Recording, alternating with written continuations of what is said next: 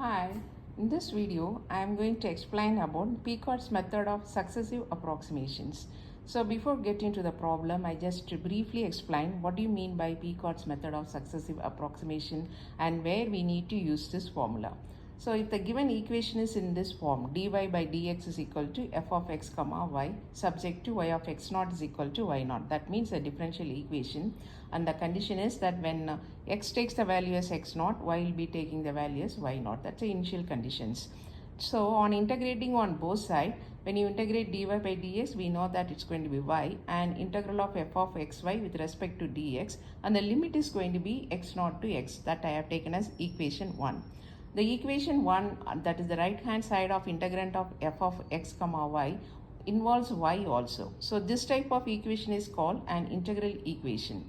As the integration is not possible as it is, that is, we cannot integrate directly, we need to solve it by successive approximation. So here only we are going to use the Picard's method of successive approximation. So what we do here is the first approximation we take it as y dash, and then we start integrating. On integrating the equation 1.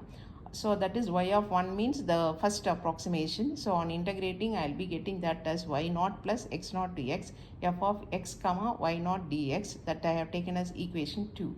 Now since we know the value of what is y of 1, after integrating and substituting all the limit values, we will be getting the first approximation value of y.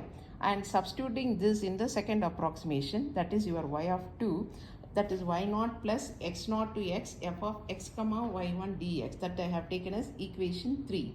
So that is the second approximation, and whatever the value you get for y of 2, that is the second approximation, that should be substituted in the third. Like that we proceed in such a way that the nth approximation y of n is y naught plus x naught dx f of x y raised to n minus 1, that is the previous approximation of dx, and that we have taken as equation 4.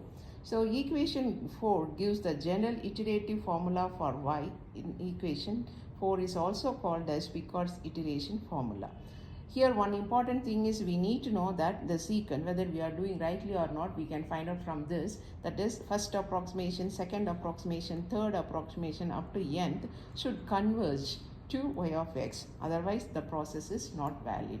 So this is what Picard's method of successive approximation, and let us see how it is going to be applied in the problems. So for that I'm going to give a example problem, and that is like given the equation is dy by dx is equal to y minus x squared by Picard, solved by Picard's method up to the third approximation. Hence find the value of y of 0.1 and y of 0.2.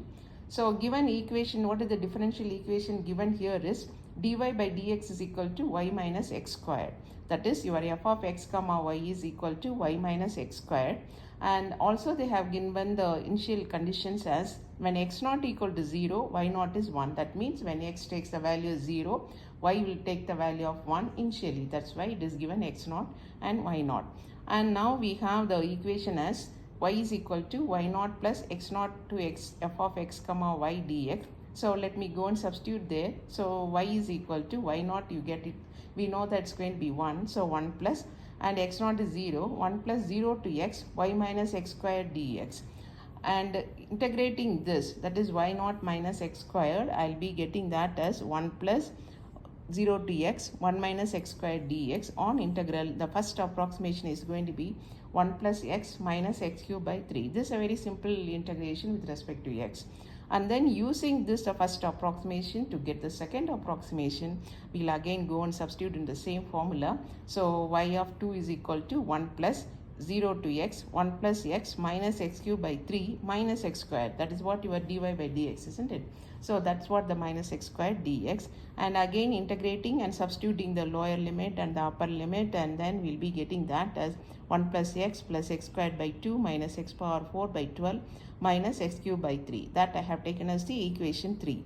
Now to get the next approximation, the third approximation, use this value in the third approximation and then start integrating, and I'll be getting that as 1 plus x squared by 2 minus x cubed by 6 minus x power 4 by 12 minus x power 5 60.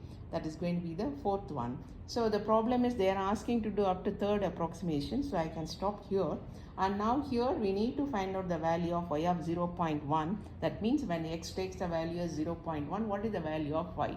So wherever x is there, you just replace by 0.1 and then just to do the simplification, you will be arriving that is going to be y of 0.1 is 1.1048249. Similarly, when x take the value of 0.2, similarly you substitute for 0.2, you will be arriving that as 1.218528. So this is what called Picard's method, and doing this, it is very easy to solve and get the solution for y. Thanks for watching. See you in the next video.